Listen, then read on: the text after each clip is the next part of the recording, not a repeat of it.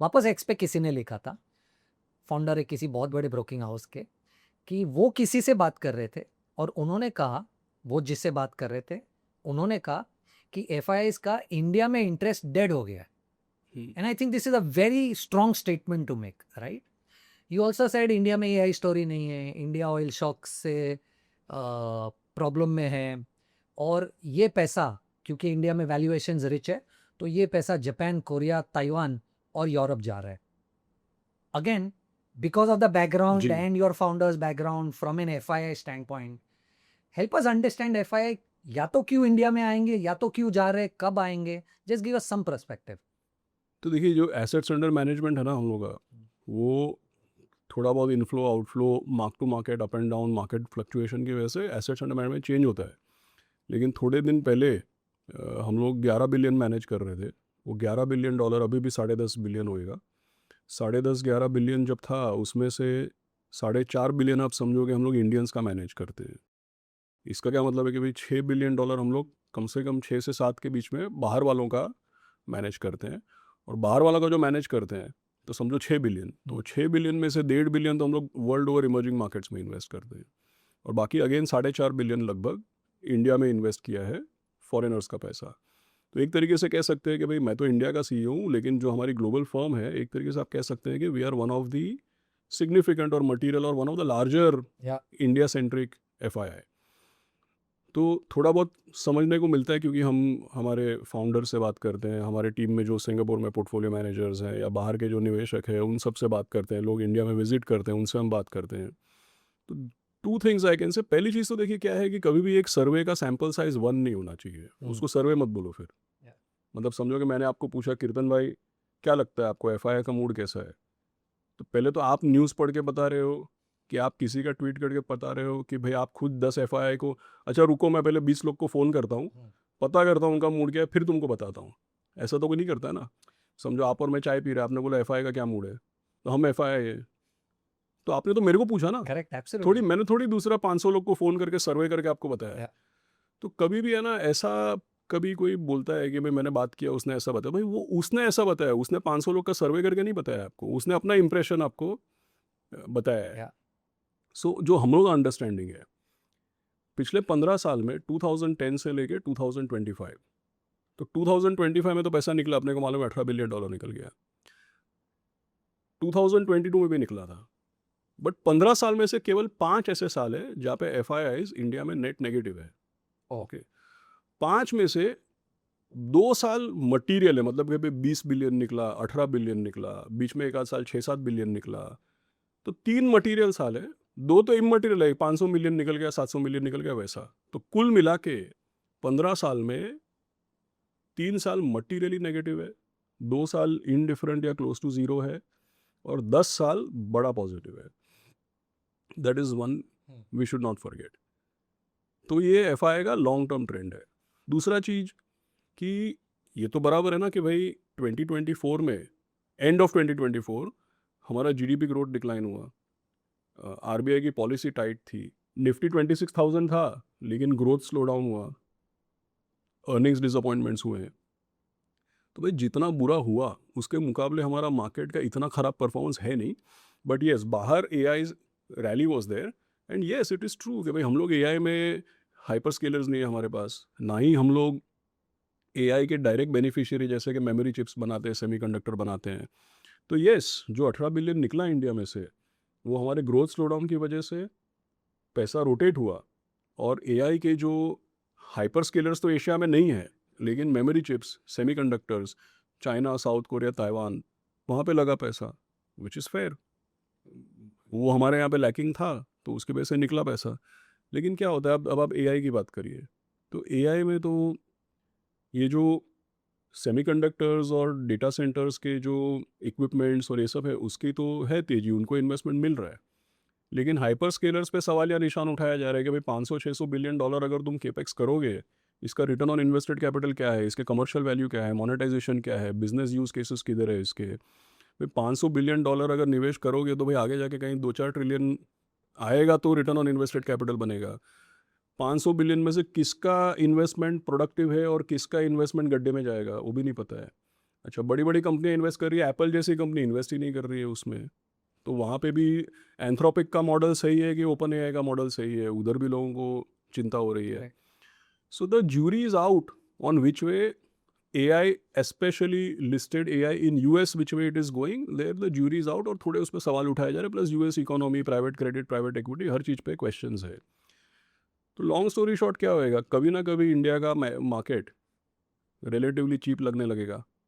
अभी 18 महीने no performance, उसके बाद 15% डाउन, उसमें रुपया 10% डाउन, उसमें इमर्जिंग मार्केट के सामने अंडर परफॉर्मेंस, उसमें हमने ये एआई रैली में पार्टिसिपेट ही नहीं किया। और सो कितना चीप चाहिए? तो सस्ता होगा, कभी काउंटर सी, कभी न कभी इंडिया विल बिकम अ कॉन्ट्राबैट, कभी न कभी इट विल बिकम चीपर, कभी न कभी बाहर का माहौल ठंडा होएगा तो पैसा रोटेट होएगा, कभी न कभी यूएस में गिरावट आएगी तो फिर रोटेट होएगा।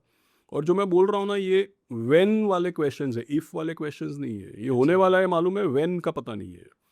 तो आई डोंट थिंक ऐसा कोई, और सी एफआई हज़ारों की तादाद में है, कोई ऐसा सुबह 8 बजे उधर लोग मिलकर डिसाइड नहीं करते कि आज इंडिया में बेचने का। I mean that is illogical to some extent. India का ग्रोथ स्लोडाउन हुआ, बेचा, बाहर एआई के स्टॉक्स में पार्टिसिपेट किया, तो there is some tandem movement, it is true, but within that it's not true कि भाई एवरीबडी एक्ट्स इन कंसॉर्ट और everybody moves. And I can also tell you, आने वाले 1 साल में कभी ना कभी तो ऐसा होएगा ना कि F I will buy and D I will sell, क्योंकि प्राणी तीन है, मैं आपको पहले ही बताया कि Correct. भाई ट्रेड के 2 साइड होते हैं, तो कोई खरीदेगा तो कोई बेचेगा। So this kind of things will happen, उसका है ना line by line deep reading करने का कोई मतलब नहीं है। You can not attribute everything to a motive. No, I think very interesting, क्योंकि at the end of the day अगर एफ ने पूरा पैसा जितना भी इंडिया में लगाया हुआ है, राइट, उसका एक सर्टेन सेक्शन या a small part of that money will go out wanting to play the AI trade. ऐसा तो नहीं है ना कि पूरा पैसा निकल जाएगा और सिर्फ एआई में लगेगा, right? There are multiple other sectors that they would want to invest in. But आपको जान के ये भी आश्चर्य होएगा, अच्छा वो आपने पूछा, टिल अबाउट 2024 या 2022-23 इवन, आपको मालूम है इंडिया में जितना भी फॉरेनर्स का पैसा, एफ का पैसा आता था, ऑलमोस्ट 80-85% ऑफ दैट वो किसी न किसी ब्लॉक का पैसा होता था। ब्लॉक का क्या मतलब है, इमर्जिंग मार्केट, ग्लोबल इक्विटी।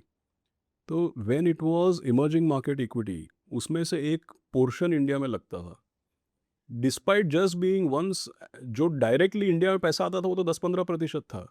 जितना इंडिया में एलोकेशन आता था, Asian equity, global emerging market, Asian small cap, इस तरीके का पैसा आता था। इसका क्या मतलब है कि लोग इमर्जिंग मार्केट में डालते थे, और इमर्जिंग मार्केट फंड्स कहीं और सेलिंग शायद कर भी रहे होंगे, इंडिया में लगातार बाइंग है, जो मैंने आपको 15 साल का एक्सपीरियंस। तो 85% of the money not being exclusively for India, still we were consistently positive flow. In fact पिछले 1-2 साल में तो ये हुआ है कि इंडिया डेडिकेटेड फंड्स की तादाद बढ़ी है, वॉल्यूम उनका बढ़ा है, और धीमे धीमे धीमे एक अवेयरनेस बनी है। यस, पिछले 1-1.5 साल में सेटबैक है, बट पिछले 4-5 साल में देखें टोटल, तो धीमे धीमे एक अवेयरनेस है कि ये केवल एक बास्केट में पैसा लगाने के बजाय इंडिया में एक्सक्लूसिवली अलग से भी पैसा लगाना चाहिए। ऑल्सो एमएससीआई इंडाइसेस में इंडिया का वेट बढ़ वेटेज इज चुका है, ऑल्सो तो ऑटोमेटिकली वो पैसा भी आ ही रहा है। compared to 4-5 ईटीएफ्स और years इंडेक्स back, के weightage went up, then it went down, but net weightage ऊपर गया है हमारा। तो आई थिंक दैट अभी तक इंडिया का ग्लोबल मैप में to be discovered as a market, ये प्रोसेस चल रहा है, उसमें साइकिल्स आएंगे, उसको हम एक conclusive, see stock market is not a place where you can make conclusions, right? आप T20 मैच देख रहे हैं, उसमें पावर प्ले खराब हो गया तो आप कंक्लूड करोगे ये टीम हार गया, and mostly you will be right. Stock market ऐसा जगह नहीं है, इधर आप खाली स्कोर बोर्ड देख सकते हो, कंक्लूजन ड्रॉ मत करो, वरना 6 months later you have to chew your words. Be open minded. You all keep asking me how to actually invest in mutual funds, which fund is right, when to start, how much to invest, where to invest, and all of this for long-term investing. Now that's exactly why I have created a 7-hour long video on how to select the right equity mutual funds, where I'm going to share with you all some practical insights and framework that I personally use for investments. From goal-based investing to understanding the risk profiling, asset allocation, even macros that affect your risk and return, everything is covered step by step. So if you genuinely want to understand investing in a structured, practical way, you can enroll for this program through the link in the description or the pinned comment. So are you all buying India? What's your view on India? Are you all pouring more money? Are you all sitting on cash? What are you all doing? सो सी जैसे अ, हम लोग तो obviously as a mutual fund manager two things are there. हम लोगों का तो AUM बढ़ रहा है कंसिस्टेंटली. अगर आप जैसे बाहर मैंने बोला इमर्जिंग मार्केट्स फंड्स हैं, मैंने ऑलरेडी बताया कि भाई इंडिया डेडिकेटेड फंड्स में से थोड़ा बहुत रीएलोकेशन हुआ है. इमर्जिंग मार्केट फंड्स में अभी भी फ्लोज है. तो कुल मिला के पिछले थोड़े सालों में हमारे जितने भी एज ए एफआई जो है वो तो हमारा कॉर्पस बढ़ा ही है. तो ऑब्वियसली कॉर्पस बढ़ा है तो we are investing. Now coming to our own mutual fund here domestic. तो इसमें तो कंसिस्टेंटली एयूएम बढ़ रहा है actually. Right. Right now for example our AUM is higher than जो वॉर के पहले का एयूएम था उसके पहले, या इवन साल 2 साल के पहले. तो हम लोग तो जैसे जैसे इन्फ्लोज आते हैं निवेश करते हैं, और हम लोग कैश नहीं लेके बैठते हैं. उसका सीधा सीधा कारण ये है कि कीर्तन आई डोंट नो, समझो कि किसी ने 1 लाख रुपया दिया, 2 लाख रुपया, 50,000 रुपया, जो भी किसी ने इन्वेस्ट किया रिटेल इन्वेस्टर्स ने, तो ये समझो कोई 50,000 रुपया हमको इन्वेस्ट करके देता है. तो ये उनकी समझो उनका 25 लाख का पोर्टफोलियो है. 25 लाख का पोर्टफोलियो में उन्होंने 10 लाख रुपया एफडी में कहीं रखा है, 5 लाख रुपया कहीं गोल्ड खरीदा है. समझो 10 लाख रुपया हमको म्यूचुअल फंड में इन्वेस्ट किया है. वो 10 लाख में से अलग अलग डेट, इक्विटी, मल्टी एसेट, पता नहीं क्या क्या किया है. उसमें से चुनते चुनते थैंकफुली उन्होंने हमारा एक इक्विटी फंड में इन्वेस्ट किया. अब इतने बड़े उनके जो एसेट एलोकेशन है, एसेट एलोकेशन में पोर्टफोलियो है, उसमें एक 50,000, 1 लाख रुपया हमारे फंड में है. उसमें मैं 20% कैश लेके बैठूंगा और मैं उसको आउट परफॉर्म कर दूंगा क्योंकि चलो मार्केट गिर गया, हम 20% कैश में थे, तो उसका क्या ही हो जाएगा. मतलब that's not, it is not my job to mind their asset allocation. And I am not saying I should not mind their asset allocation, but I don't have data. मतलब मैं कैसे माइंड करूँ, मेरे को पता नहीं है. राइट. सेकेंड थिंग इज़ कि समझो कि उन्होंने तो, क्लाइंट ने तो इक्विटी में इन्वेस्ट करने का डिसीजन लेके हमको दे दिया पैसा, और फिर हम कैश लेके बैठ गए. तो क्लाइंट बोलेगा कि अरे भाई मैं पूरा अपना गणित करके तुमको पैसा दिया इक्विटी में लगाने के लिए, तुम बोलोगे इक्विटी में नहीं लगाने का है. ये क्या लॉजिक है. करेक्ट. और लास्ट थिंग क्या है कि भाई हम लोगों को इक्विटी मार्केट को बीट करना है इक्विटी खरीद के. तो कभी कभी क्या होता है, लोग बहुत ये हो जाते हैं कि वाओ इतना कैश लेके बैठे हैं. अरे यार आप टोटल आप परफॉर्मेंस देखो, खाली नैरेटिव मत देखो. राइट. अभी जैसे मैं थोड़े समय पहले आपको बोला कि 2024 के पीक से लेके अभी तक एक फंड जो हम लोग मैनेज करते हैं, बड़ा फंड है, वो कुल मिला के 4% डाउन था अभी थोड़े दिन पहले. तो कैश लिए बिना अगर 4% डाउन है, इंडेक्स को बढ़िया आउट परफॉर्म कर रहा है, तो कैश लेके क्या करेंगे. अभी वो वॉर नहीं हुआ, मार्केट ऊपर चला गया, फिर क्या करते कैश लेके. और लास्ट में आपको बोलूँ, this I am saying on a lighter note, not disrespect. अगर मैं आपको एक रिडल पूछता हूँ, ऐसे एग्जाम्पल ले रहा हूँ मैं, एग्जाम्पल ले रहा हूँ कि भाई how would you defeat mister Virat Kohli और how would you defeat mister Viswanathan Anand, तो आप क्या जवाब दोगे मेरे को. I will have to play. नहीं तो आप कोहली साहब के साथ क्रिकेट मत खेलो और विश्वनाथन आनंद के साथ चेस मत खेलो. हाँ. राइट. तो आप मेरे को बोलोगे कि आपको इक्विटी इंडेक्स को बीट करना है, तो मैं क्या बोलूँगा, इक्विटी लिया ही नहीं. भाई if for some reason, if at all for some reason, if I play carom with Mr. Kohli and I win a thing, can I say I defeated Mr. Kohli? अरे भाई तुम क्रिकेट नहीं खेले, तुम कैरम खेल रहे थे. तो मैं कैश लेके बैठा हूँ, तो मैं क्या बोलूँ, इक्विटी को मैंने बीट किया. अरे भाई तुम, आई can not say I beat equity. How? I didn't buy equity. We are suppose to do stock picking, we are suppose to do portfolio construction, and thereby we are supposed to beat the index. We are not supposed to beat the index by not buying equity.